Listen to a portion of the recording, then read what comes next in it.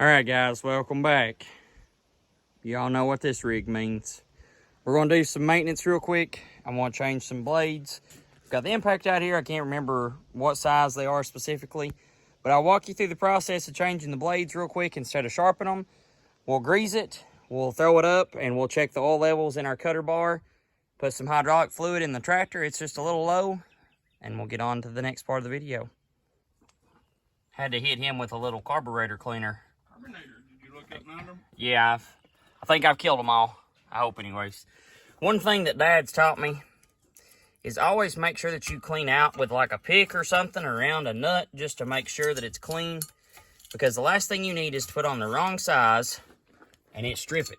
So if you all don't have a set of little picks like this, I highly recommend getting some.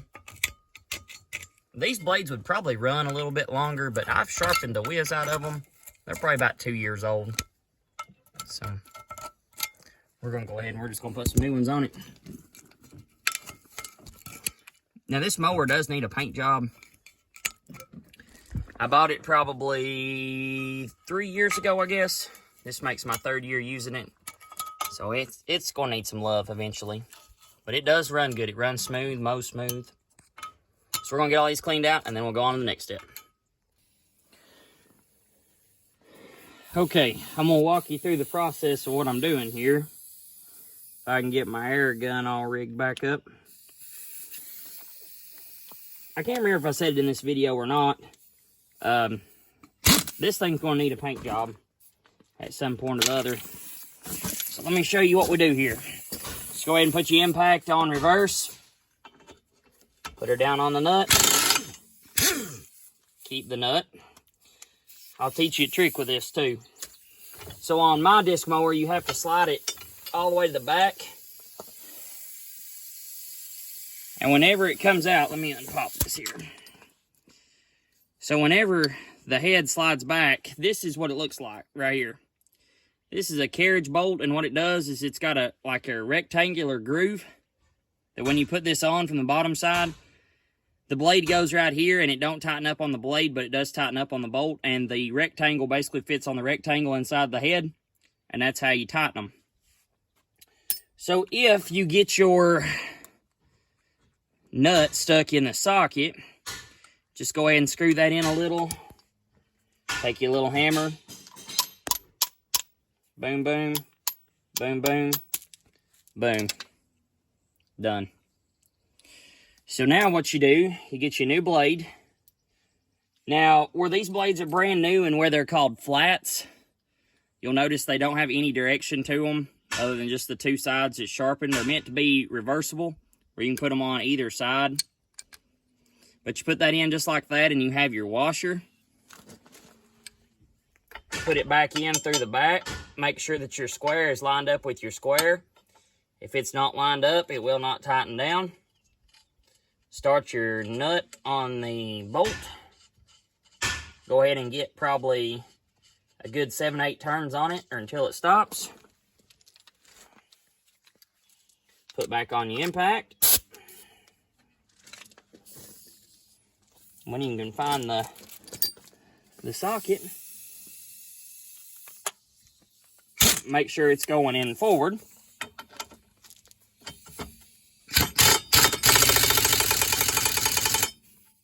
And tighten. Now you notice that blade is free in there, and that's what you want. So, I think I just realized half this video flipped up and didn't film. Sorry about that. Alright, so now we're going to grease this thing. There's one big Alamite that greases a big pulley in there, a big bearing. And then I've got my 2 on my U-joints. And that's really the only 2 grease points on this machine. So we're going to go ahead and get those greased up. And the next step is we got to check oil in this gearbox and the cutter bar. Of course, this is your fill plug. And if you can see right there, that is your level plug. And what you do is you take that plug out, and if it's running oil, you're good. If it's not, you need to fill it up through this until it starts to run out that side hole there. Well, so here I am trying to get my disc mower ready. And said, yeah, man, we'll go ahead and we'll, check the oil levels and stuff. And turns out I've got everything but the gear oil. So we're going to take a trip over to my neighbor Eddie Don's and see if we can't maybe get that on the ground this evening. Man, it's been beautiful weather this week so far. It's not really been that sunny, but it's been like 0% humidity. Got the old 300.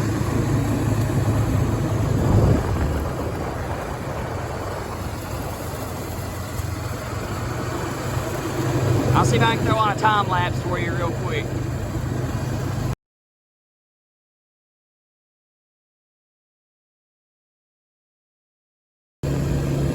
My neighbor, he's got the same idea that I do. He's gonna mow him some hay. It's pretty nice having good neighbors. I'll have to give him credit on that one. You may recognize those dogs there too. They just go spouts about. And we're back. Carrying something a little different today. Little green bone whittler. You found the funnel. Now this one works the same way. It's got another fill plug. This one, you actually fill it up until it just runs out. And that does your whole cutter bar. Well, I guess we're gonna work her. We might as well check the water. Oh yeah, don't ever leave a bottle of Stay-Bill on your hood.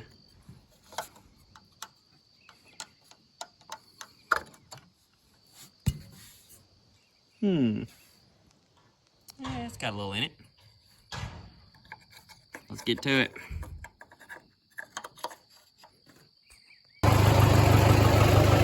Let's try a second gear just to open it up.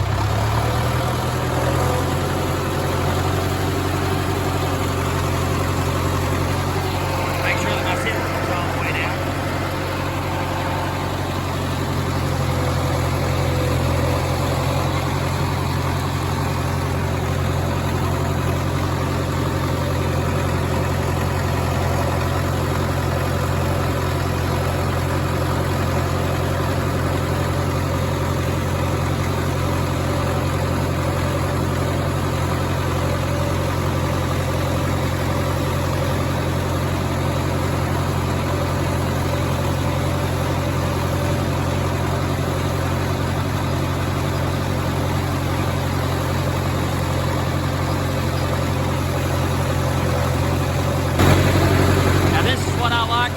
Right here.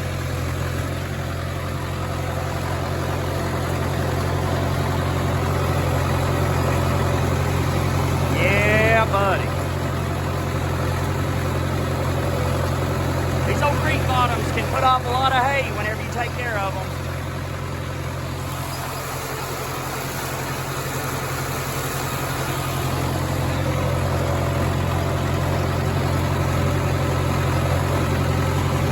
Big fescue.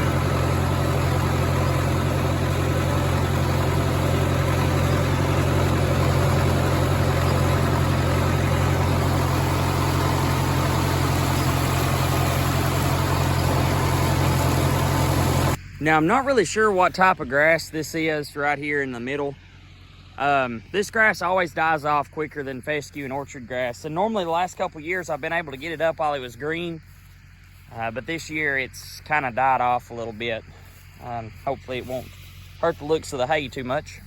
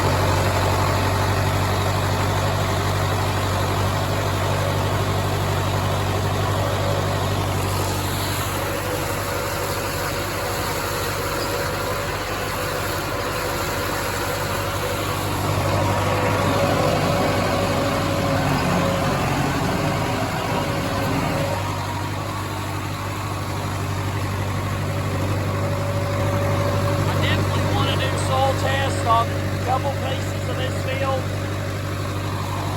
You can see it gets pretty thin in some places, and I wonder if there's certain nutrients it's missing. So that's definitely on the agenda for this summer.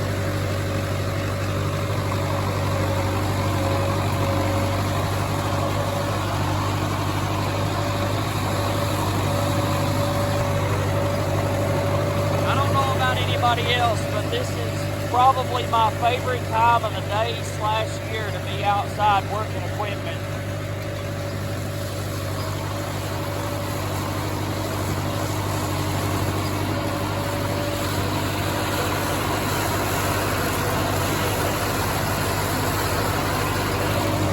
About 72 degrees, and they're giving about 4 or 5 days of good weather. I'd like to put this up on Friday. Today's Monday. I get out of school on Friday. I only have to work half a day. But now they're giving rain chances on Friday 30%, so we'll just have to see how it does.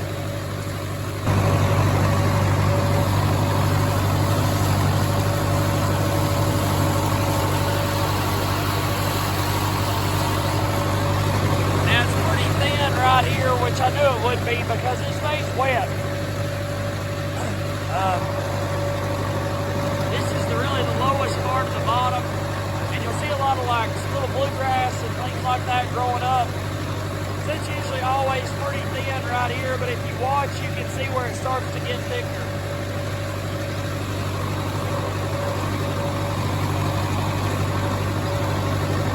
As soon as you come out of the wet spot, here it gets thick again.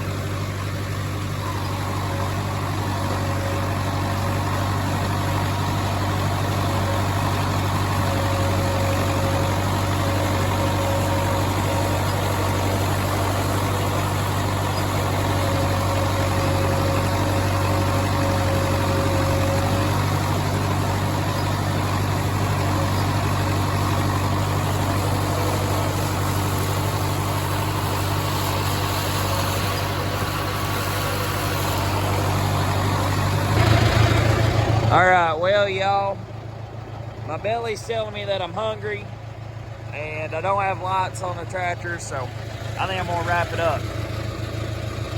Hopefully some of you all, if you've watched my other videos, know exactly what that piece of equipment right there is, and in the video I want to show you how we may be this close to using it by the end of the week. Now, real quick, right before we end this video, there is some advantages to waiting to mow later in the year. All that seed and all that goes back on whenever you bounce or whatever. It all falls back onto the ground. All right, now we have been doing some tack work. I ordered this offline. It came as the whole assembly, but we had to build our brackets that bolted up to the loader. Only thing I'm worried about it with this and the grapple is I'm only worried that where this has one cylinder, I don't know if that cylinder is going to be strong enough, but I think it will be. I'm also kind of worried about the front end. We can't hit no dips, bumps, things like that. We'll have to be real careful. I also want to give 2 big shout-outs. The first big shout-out that I want to give is to H&H Farm Supply. It's a little farm supply store located in our community. Roy's a really, really good guy. He helped me find this Power Beyond block. And what that does is that block mounts under your remotes and it provides extra hydraulic flow. And I want to give another shout out to my buddy Dave Middleton. Dave ended up having this old joystick laying around and he said, here, you can just have it, man. And Dave even helped me hook up my lines. He even helped me make lines and things like that.